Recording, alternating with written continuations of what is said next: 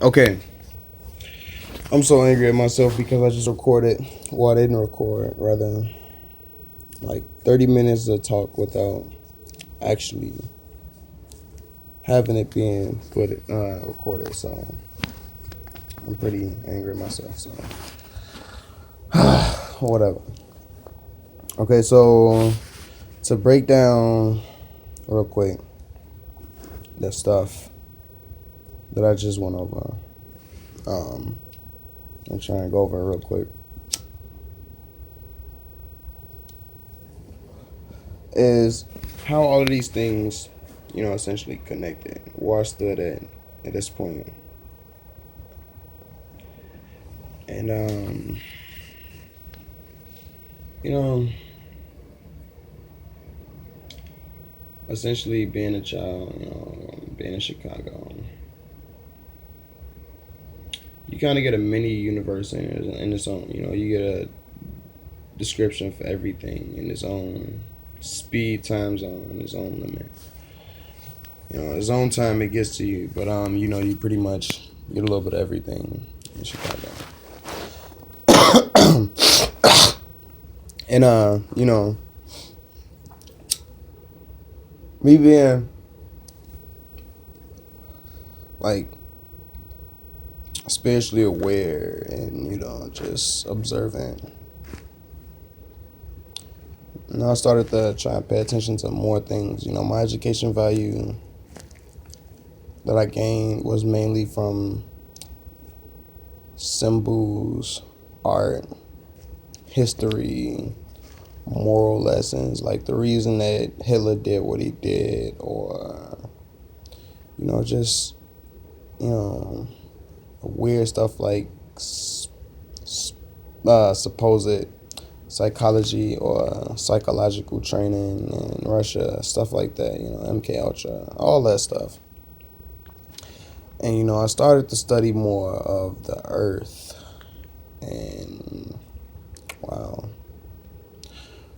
I tell you that it is all connected in its own form. That you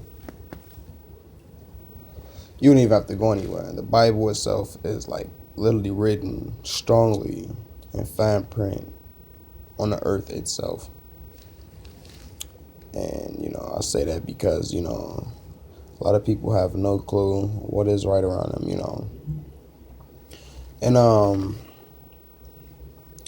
you know one of the things that got me the most, you know in history, or were all these things, in my opinion, connected in its own origin. Like everything that I know, everything that I talk about, everything that essentially intrigues me, interests me, uh, essentially came from Egypt. And it's all because a lot of things can be learned simply by looking at symbols, pictures of Egypt. Things that people now discover were learned, taught, and understood long ago. And it's just weird because it essentially made me wonder, like, if we learned all this stuff before, where did it go to? Are we relearning these things, and where did all this stuff go? But whatever, it surfaced itself through many different shamanistic forms and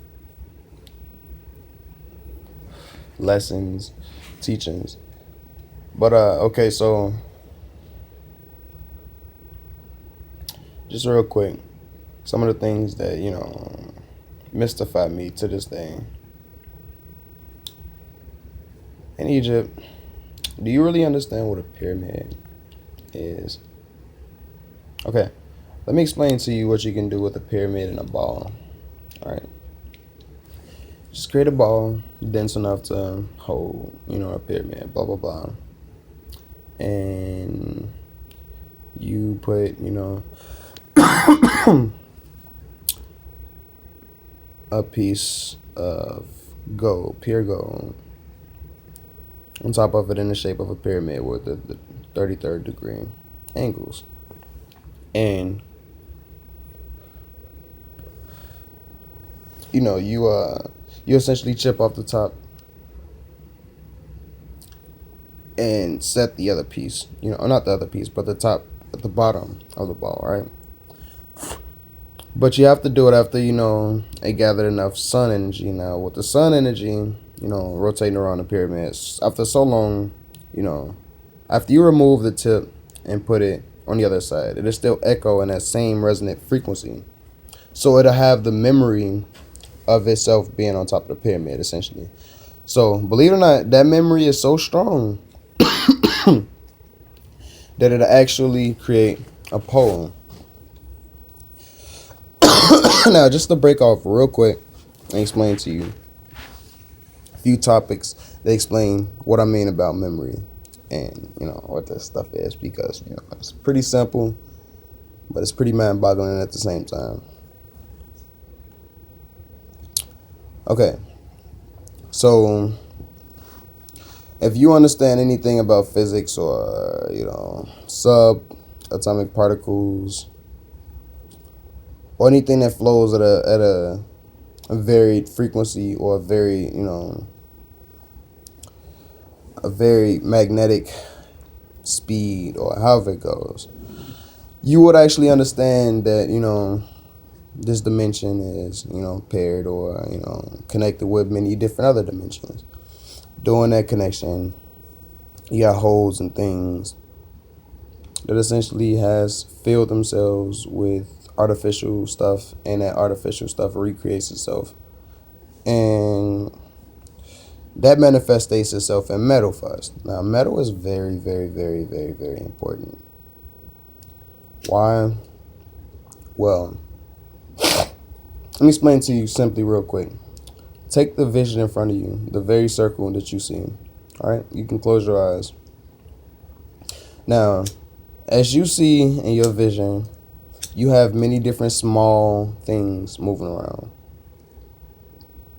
These small things you can vision as being, motions or different, frequencies, and they are actually very, very, very far away. However, with perception, you have to create things around or within things that are impossible to do so.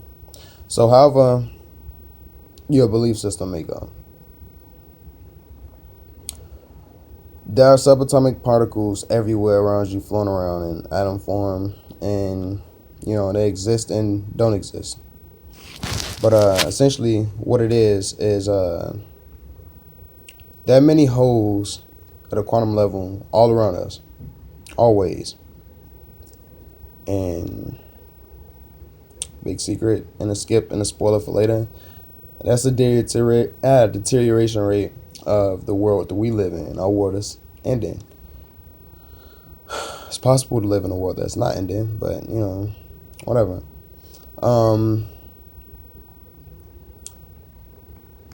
With these holes, we have vibration.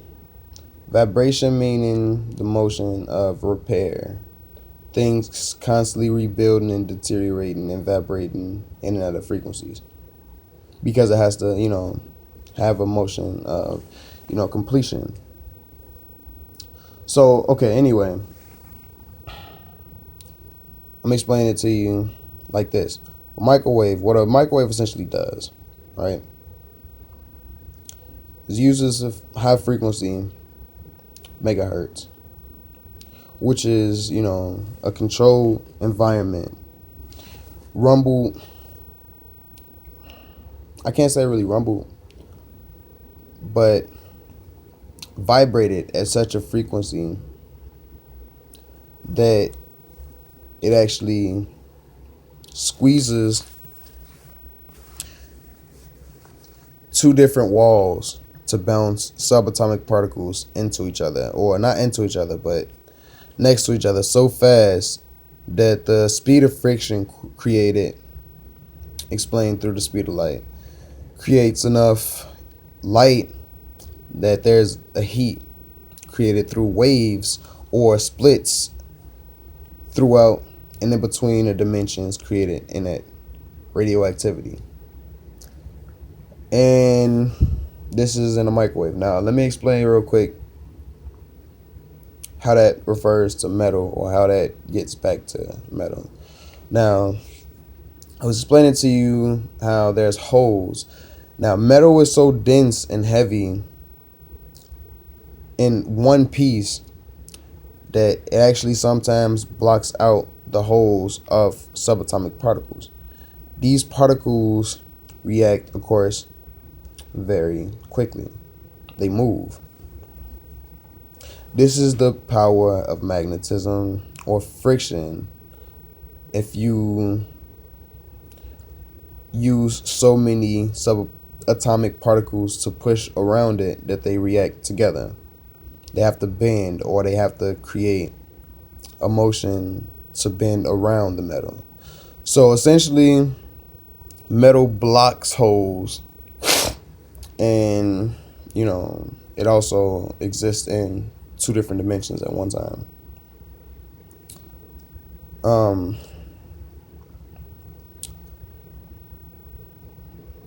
The way magnetism works essentially is, okay,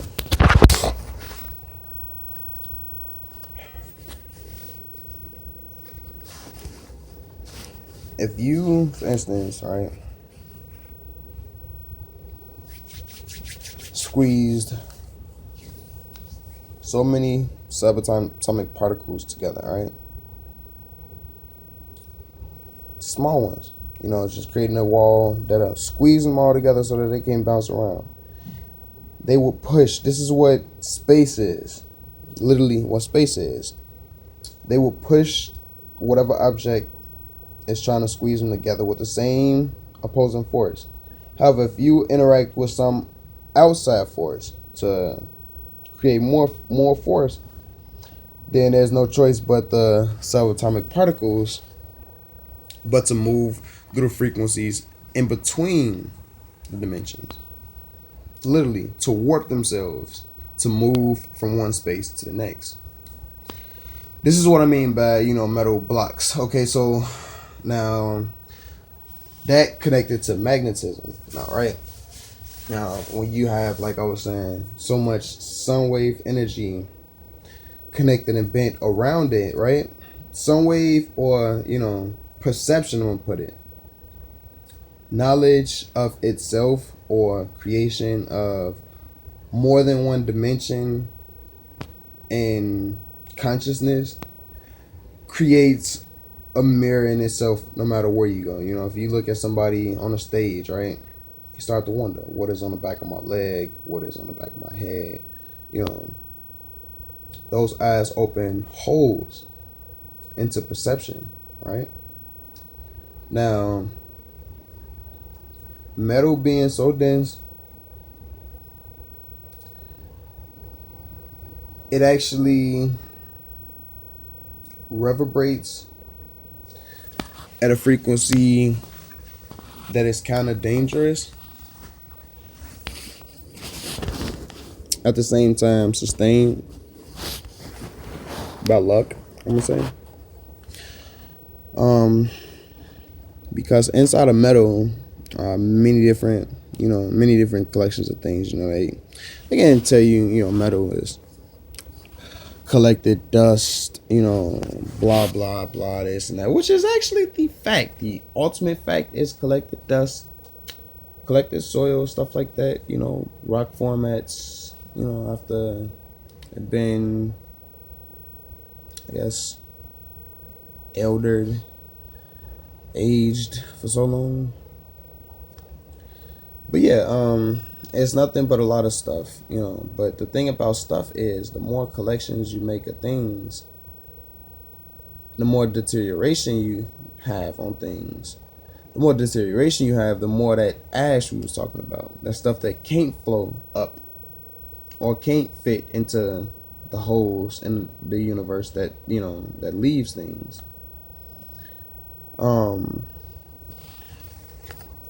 And this is what, essentially bring mass into the game.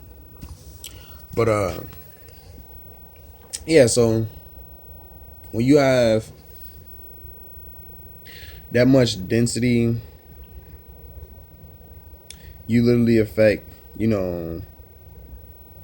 not just this dimension but the next. So yeah, so the reason why we have magnetism literally is because of the fact that we have metal.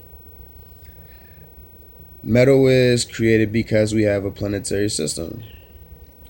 Planetary system is actually a lot of collected dust, and that's because of the very existence of the sun. Heat burns things, even air itself. You may not believe it, but air itself, is collected with so much stuff that if you can see in empty space what fire does to air and how much stuff it leaves behind, you would be surprised. This is why we have color. This is why we have the array of its shape, the form of its burn. This is the reason for it all. You know what I'm saying? Like, it's pretty surprising, but you'll discover that is the reason. But okay, so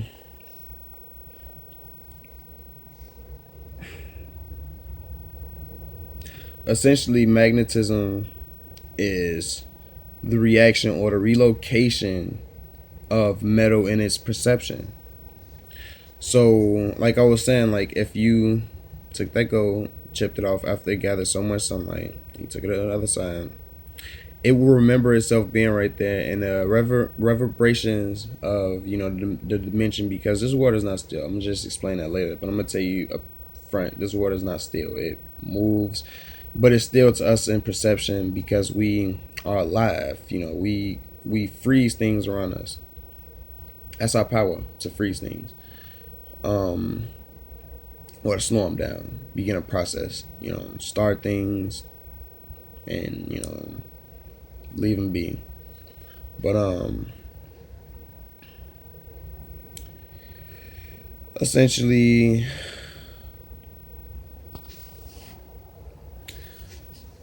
when things are echoing at all times, right? Things are not still. So when you get something that is so heavy, it reverberates in that echo location. So magnetism is an echo so strong in this current reality because it's transported through this reality into the next, and it doesn't necessarily have to obey by the same laws of physics because it lives at a different time and speed, literally. It's literally life living at a different time and speed. So it obeys and realizes things at a different perception.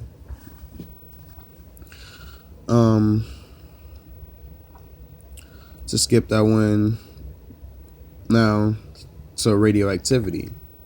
What is radioactivity, right?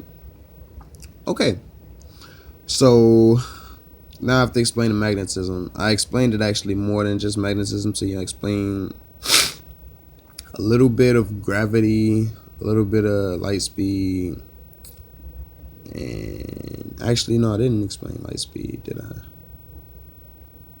Okay, light speed is essentially something that is moving so fast that it's squeezing subatomic particles together, like spearhead. You got things collected at the tip. But the reason why this is happening is because if you actually, you can just tell simply by this. If you saw a jet move so fast, right, and you see the fire, gathered around it,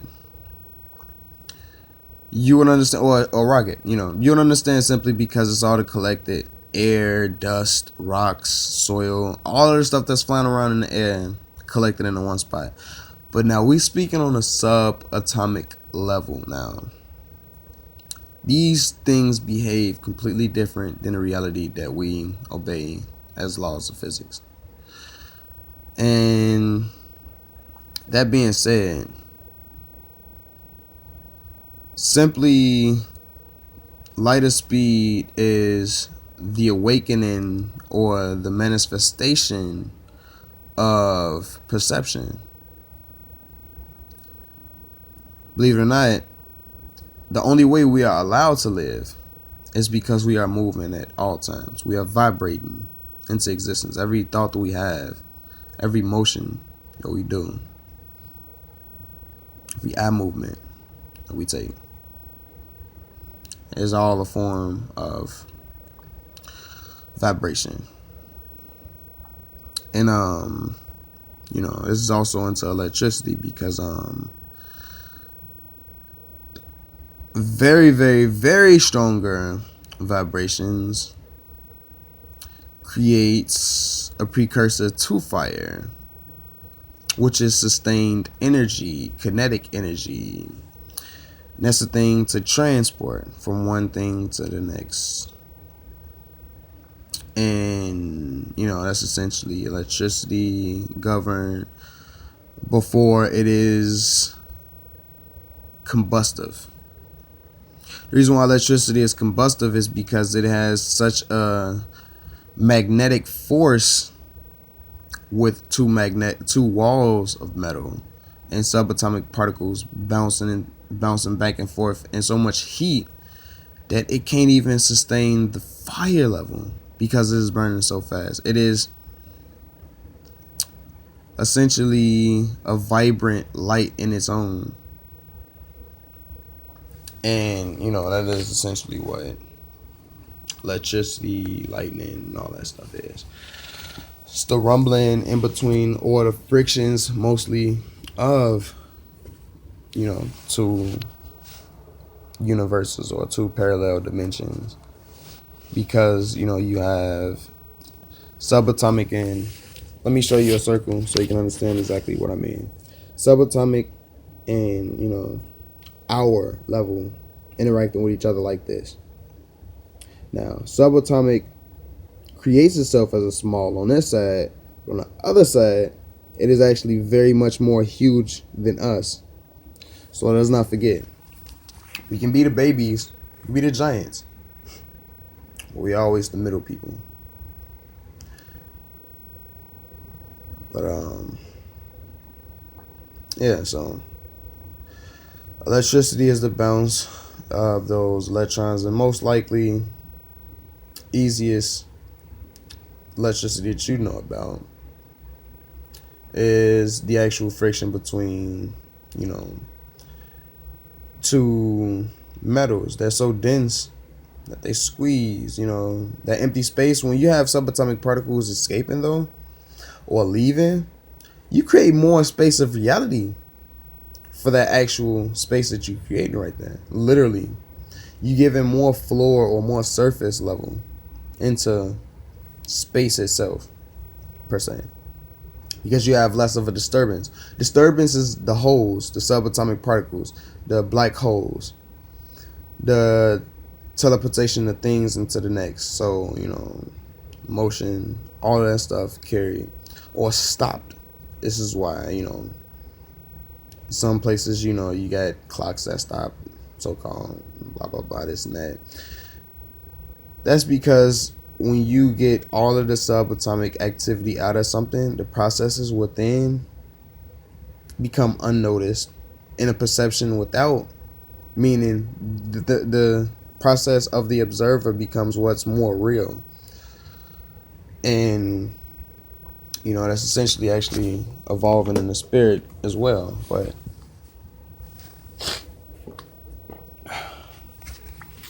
back to the point of how this is all connected with the pyramid, magnetism, and what I'm saying about the ball of pyramid and that. Okay, now that you understand a little bit of oh yeah, I didn't exactly explain radioactivity.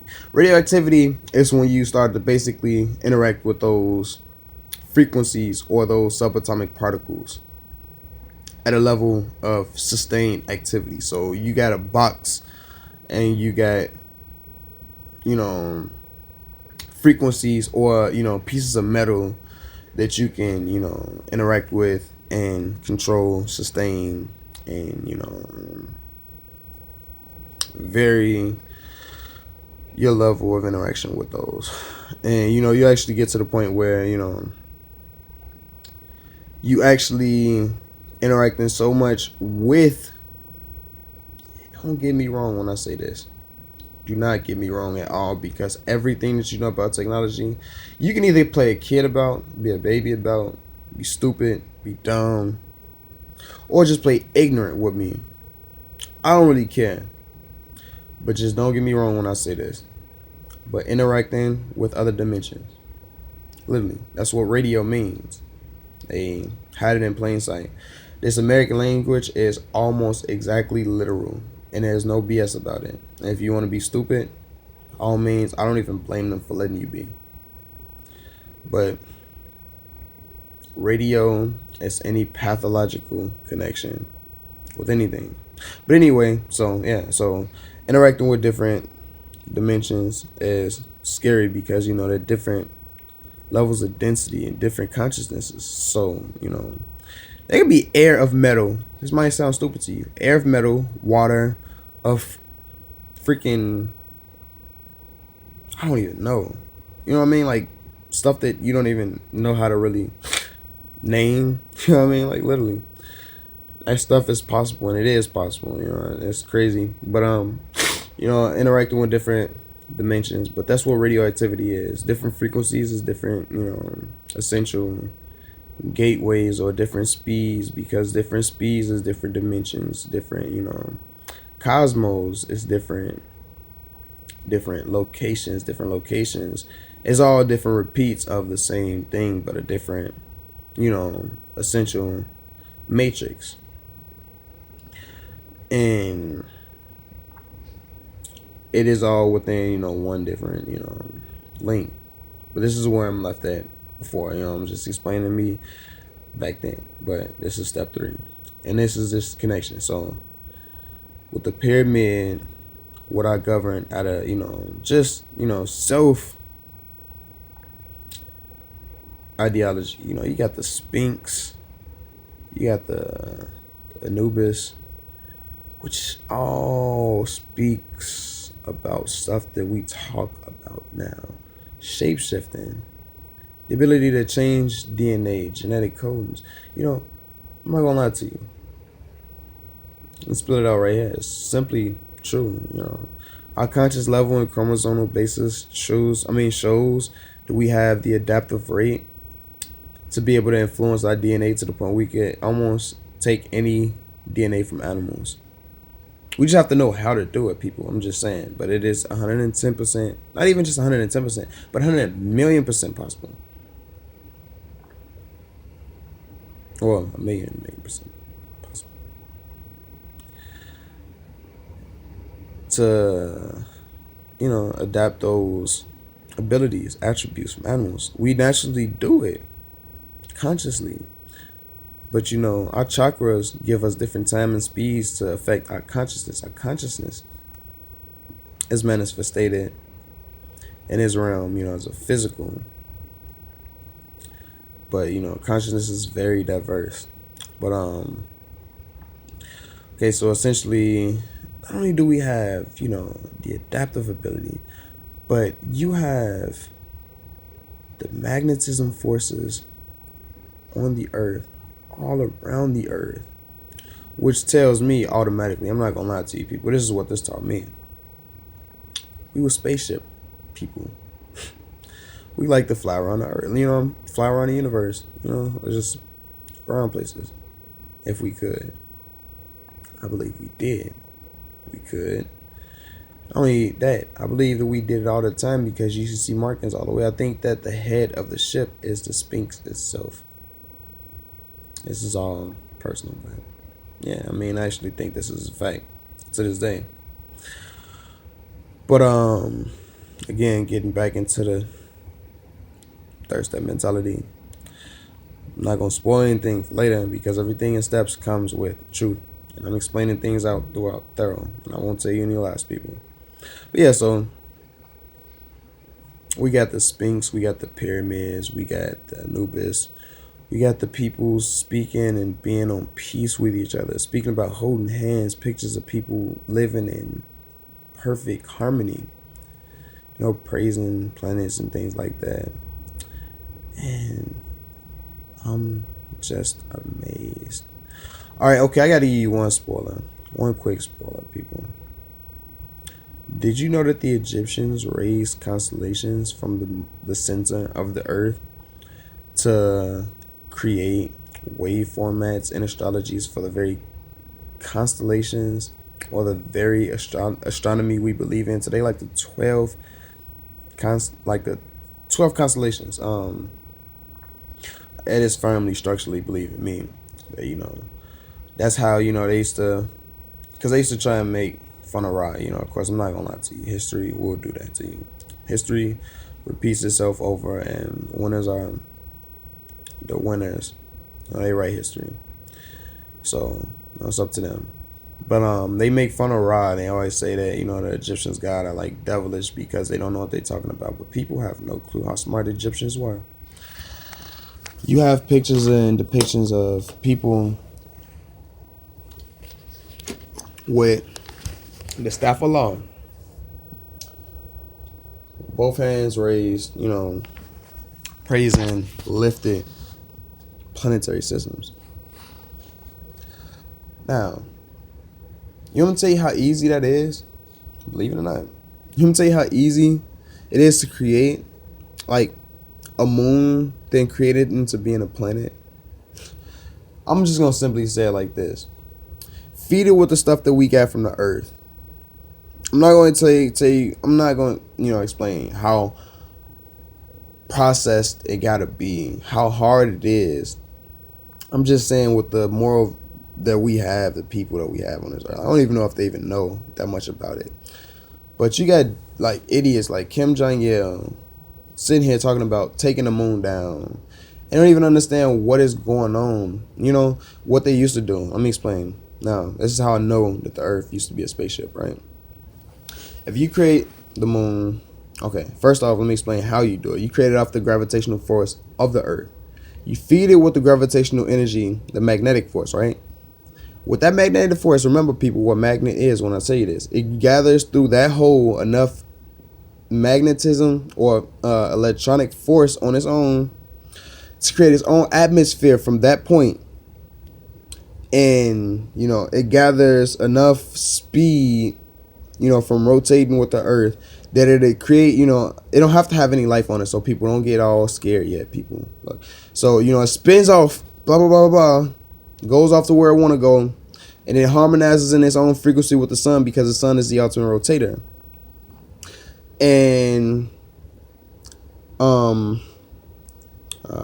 should I tell you? Okay, the sun is the ultimate rotator because, it is the fastest thing that is, or the biggest thing that is. It's the fastest, the biggest, and the quickest way, how can I put it, on the clock.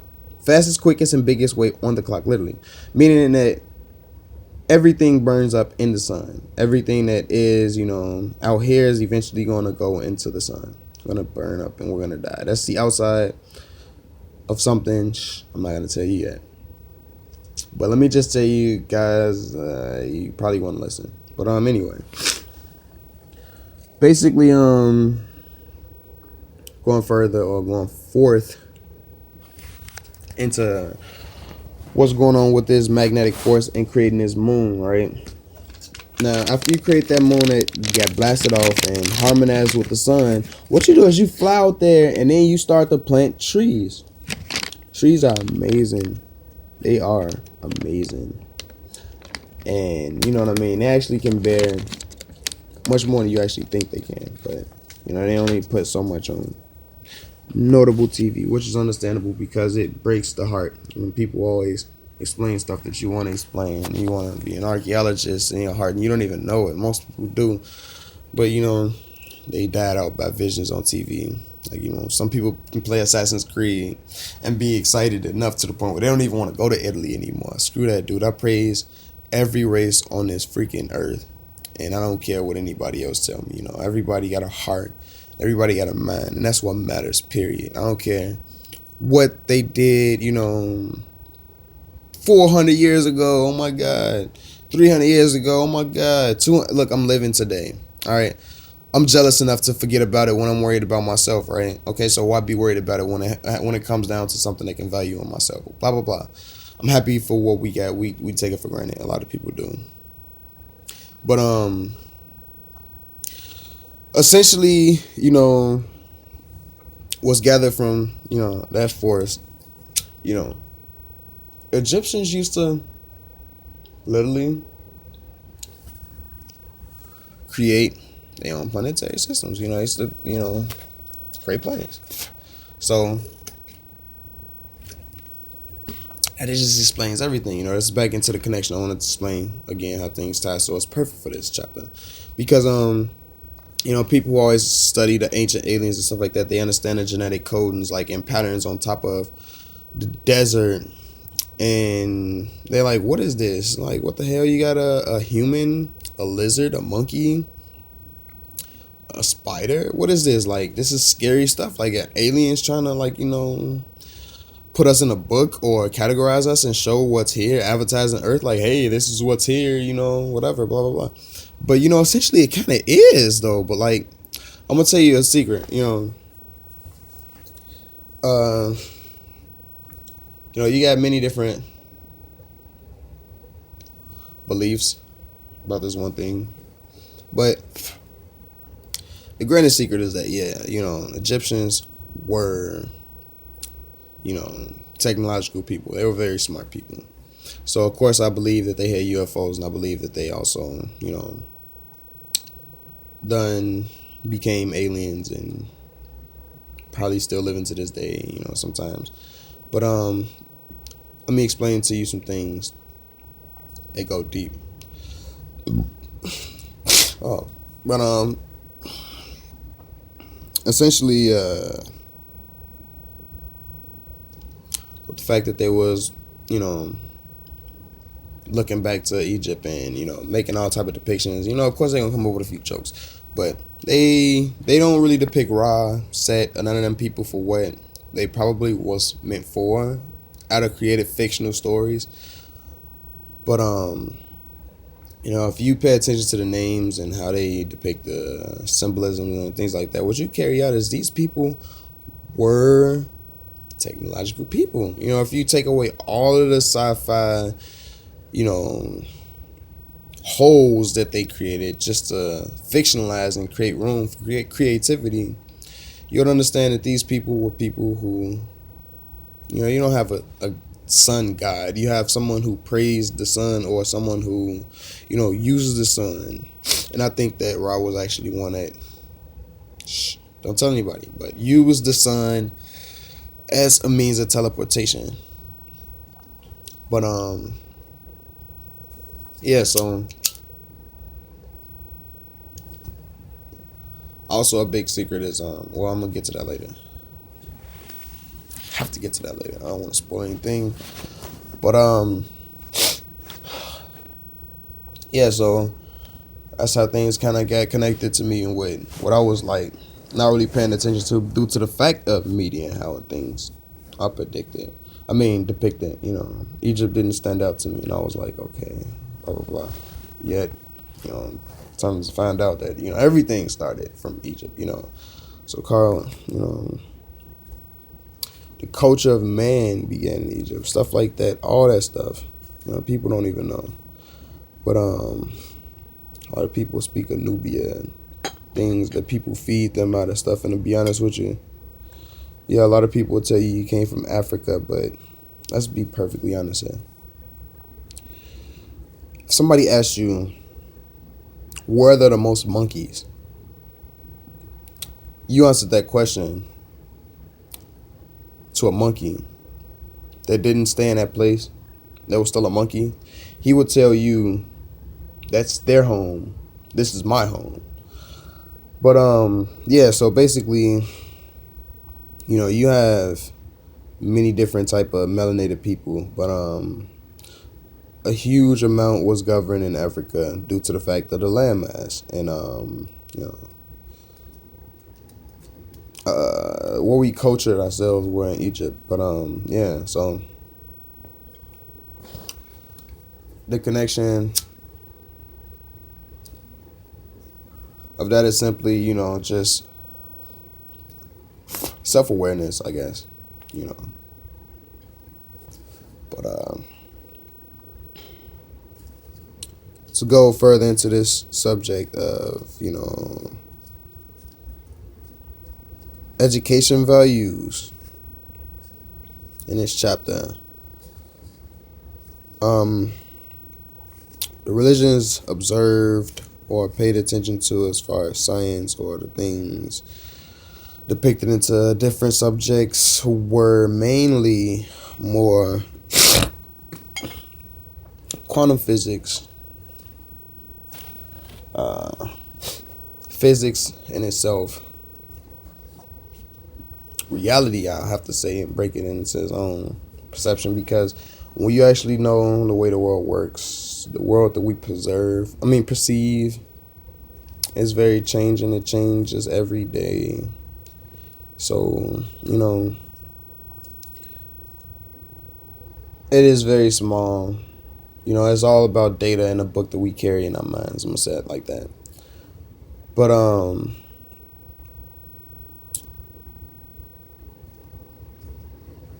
the things of those subjects, real quick. They're pretty quick. So, the way that every single thing in action connects. Like martial arts, this is a deeper level than what I was speaking about, so I'm not repeating myself. But as if, like, simply this. You may not understand, but it is a big deal to the observer. But if you put a frog in a room with a cup sitting up, and the frog knocked the cup over, lived out his life, died, and deteriorated, blah, blah, blah, and a man still alive came back and seen the cup knocked over. That is a very story in its own, and it's a connectivity deeper than it speaks for itself, which is what I'm explaining. So the point of that is this, like, everything interacts with anything, out of some